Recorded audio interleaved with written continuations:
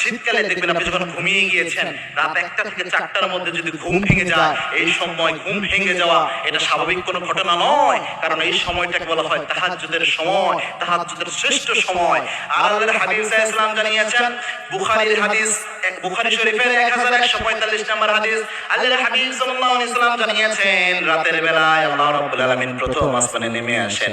প্রথম আসমানে নেমে এসে আল্লাহ রাব্বুল আলামিন বান্দাদের ডাকতে শুরু করেন, বান্দাদের ইলান করতে শুরু করেন, মাইয়াদউনি ফাস্তাজিব লাহ, কার কি চাওয়া রয়েছে, কার কি দোয়া করার আছে আমি আল্লাহর কাছে চাও, সব দোয়া আমি আল্লাহ কবুল করে নেব। কার রিজিকের সমস্যা আমি আল্লাহর কাছে চাও, তোমার অফুরন্ত রিজিকের ব্যবস্থা আমি আল্লাহ রাব্বুল আলামিন করে দেব। কার কোন সমস্যা, হাল মিন মুস্তাগফিরিন ফাগফির লাহ, কে গুনাহ করে ফেলেছো আমি আল্লাহর কাছে চাও, সব গুনাহ আমি আল্লাহ maaf করে দেব। আল্লাহ এইভাবে আলান করতে থাকেন সারা রাত, শেষ রাতে এসে ডাকতে থাকেন ফজরের আগ পর্যন্ত, বান্দারা তোমার কার